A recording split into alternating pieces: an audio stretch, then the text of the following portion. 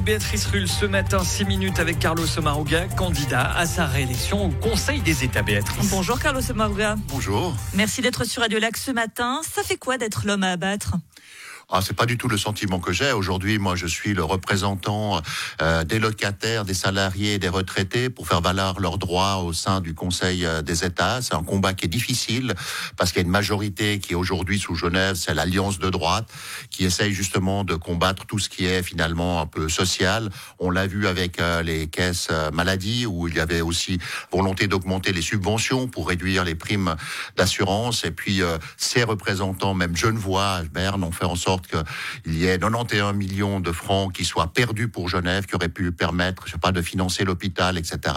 Je me suis battu aussi pour les locataires et à Berne, la même alliance, en fait, démantèle le droit du bail sur le dos des locataires pour mieux résilier et ensuite augmenter les loyers. Là, ça suffit. Moi, je suis aujourd'hui dans une situation de vraiment engagée parce que la majorité de la population à Genève a besoin de cette protection à Berne, de personnes qui, comme moi ou comme d'autres, travaillent dans ce sens. Mais malheureusement, c'est pas à droite où on trouve ces personnes-là. La balle perdue pour la droite, ça on l'a bien compris. La droite qui vous reproche globalement d'avoir plus défendu les intérêts de votre parti que ceux de Genève. C'est totalement faux. Moi, je suis de ceux qui ont créé à Berne, par exemple, le groupe interparlementaire Genève Internationale. J'ai fait venir à Berne différentes personnes qui représentent cette Genève internationale, que ce soit des organisations internationales, que ce soit aussi les banquiers privés comme Patrick Audier. C'est bien des banquiers, Carlos Maruga. Oui, tout à fait. Patrick Audier pour Building Bridge, pour présenter à Berne son travail ici sur la finance durable. J'ai aussi fait venir dernièrement Madame Spoliaric, qui est la présidente du CICR, pour expliquer aux parlementaires en fait la situation et le besoin qu'il y a de soutenir le CICR. Et puis les intérêts de Genève, c'est quoi ? Les intérêts de Genève, c'est la majorité de la population à Genève. C'est les locataires. C'est par exemple défendre à Berne le principe qui a été voté par le peuple genevois, qui est celui du salaire minimum. Et qu'est-ce qui se passe ? C'est que les autres, ceux des partis qui veulent en fait prendre ma place ou celle de ma colistière, qu'est-ce qu'il y a ? C'est qu'en fait, ils votent contre le vote populaire genevois. Vous savez, on a fait une étude sur les votes à Berne de Madame Lisa Mazzone et de moi-même, et en fait, à 85%, on est avec le peuple genevois lors des votes sur les référendums et les initiatives. En d'autres termes, on est très en cohérence avec le vote des Genevoises et des Genevois. Les autres se trouvent en dessous de ça, nettement plus éloignés, certains même à 26%. Alors je pense que ces personnes-là, je pense qu'elles ont peut-être leur parti, peut-être qu'ils se calment un petit peu sur la remise en question de la représentation que je fais à Berne. Je pense que je suis tout à fait très sensible à ce que ont besoin aujourd'hui les Genevoises et les Genevois. Attaque de la droite, mais vous êtes aussi à votre corps défendant typiquement l'image que votre parti, que la gauche cherche à changer, à savoir le mâle blanc de plus de 50 ans qui siège depuis plus de 20 ans à Berne.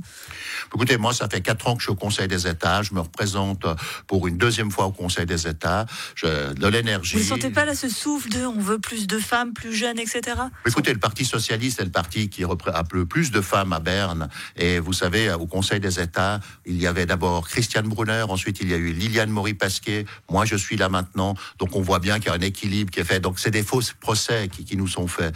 Aujourd'hui, ce qu'il y a, c'est qu'il faut qu'il y ait des gens qui s'engagent pour les droits des locataires, qui sont la majorité de la population, largement à Genève, 80%. Ça, c'est le besoin. Il y a l'engagement pour les retraités. À Genève, le canton de Genève était contre l'augmentation de l'âge de la retraite des femmes. On s'est engagé pour cela à Berne. Ça va trop marcher. Oui, ça n'a pas marché au niveau suisse, mais à Genève, le mandat, il est très clair. Et il y en a qui aimeraient venir au Conseil des États avec la volonté encore de s'en prendre, en fait, aux droits des personnes âgées, notamment en réformant au détriment des assurés ou des retraités, la LPP, alors qu'il y a un engagement à avoir.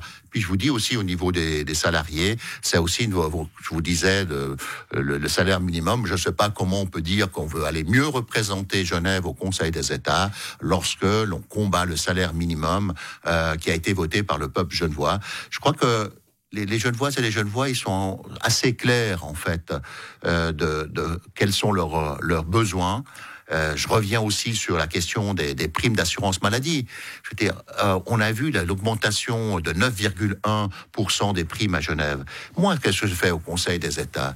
Qu'est-ce que j'ai fait? J'ai défendu l'initiative du Parti socialiste qui veut limiter... Que Genève est très mal entendue à Berne. Je vais y aller jusqu'au bout. Qui veut limiter à 10% les primes d'assurance maladie. Mais là, les élus de droite de Genève, ils l'ont combattu. Ils n'ont pas pensé au porte-monnaie des ménages. Ce que je vous disais, on entend bien les besoins des Genevois, ils sont très forts et c'est de plus en plus fort, hein, ce cri d'alarme qui est lancé notamment en ce qui concerne les primes maladie. Mais concrètement, à Berne, on a quand même l'impression que Genève ne se fait pas entendre, Carlos Sommaruga. Vous le partagez, ce constat? Non, pas du tout. Vous avez l'impression que Genève est entendue? Écoutez, c'est clair que nous, on a 12 représentants au Conseil national. C'est la faute des autres. Non, et 2 au Conseil des États. Mais vous avez Zurich avec 37 représentants.